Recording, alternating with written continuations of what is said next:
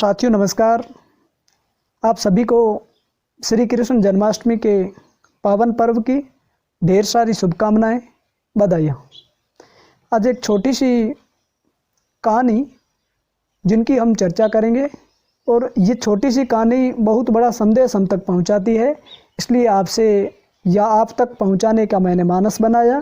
कहानी को पूरा सुने और सुनने के बाद में आपको जो अनुभव, आपको जो फीलिंग्स होती है उसकी प्रतिक्रिया आप कमेंट बॉक्स में दे करके हमें भी इस चीज़ से वाकिफ़ करवाएं।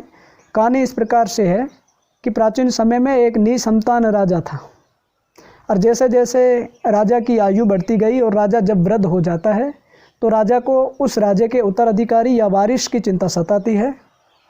और ऐसे में वो राजा सारे गांव में या सारे नगर में या सारे राज्य में डिंडोरा पिटवा करके ये फरमान जारी कर देते हैं कि अमुक तारीख को और इस निर्धारित समय पर जो राजमहल में आएगा उसको इस राज्य का वारिस या उत्तराधिकारी घोषित किया जाएगा।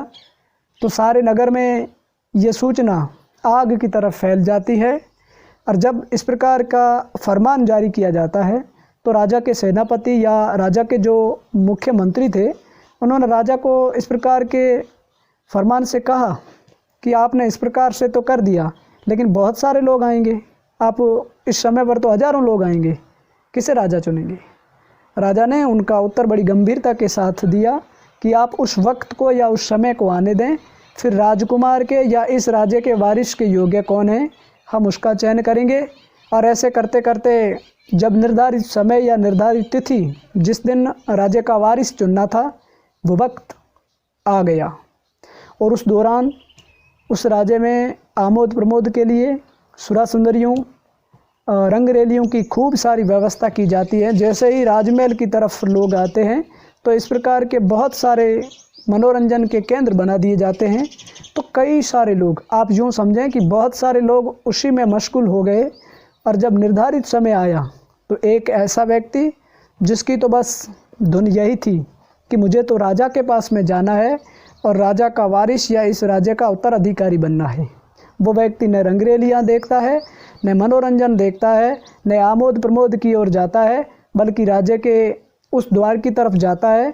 और जाने के ठीक राजमहल में प्रवेश होता है तो पहरेदार तलवार लेकर के तैयार रहते हैं। उन्होंने आने से मना कर दिया, लेकिन उस व्यक्ति की जिद बस उस राजा तक निर्धारित समय पर पहुंचने की थी। उन्होंने दोनों उन तलवारधारियों को हटा करके और सीधा राजा के पास में चला जाता है।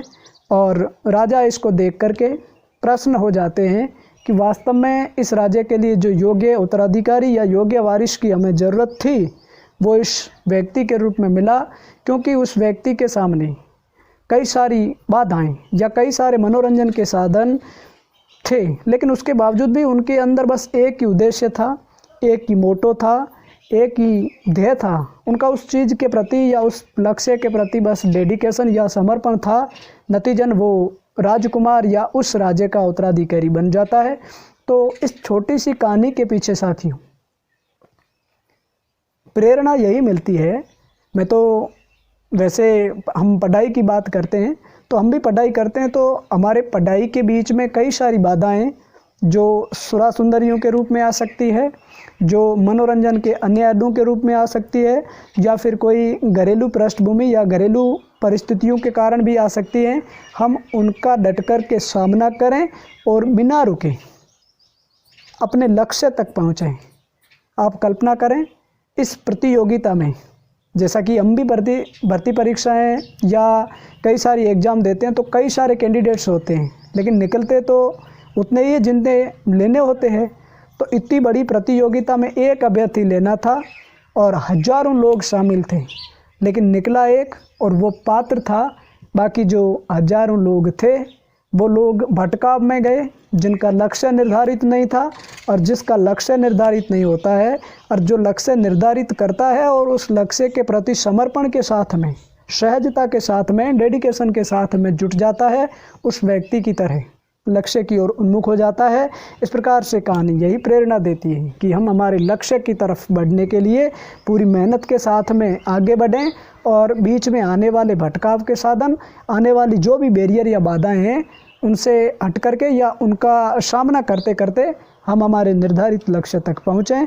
कहानी पूर्ण होती है। आपने अगर पूरा सुना तो हमारी ओर से सुनाई गई कहानी की आप प्रतिक्रिया कमेंट बॉक्स में ज़रूर देवें। मिलेंगे फिर इस प्रकार के और सारे वीडियो के साथ। आप सभी को एक बार पुनः जय हिंद।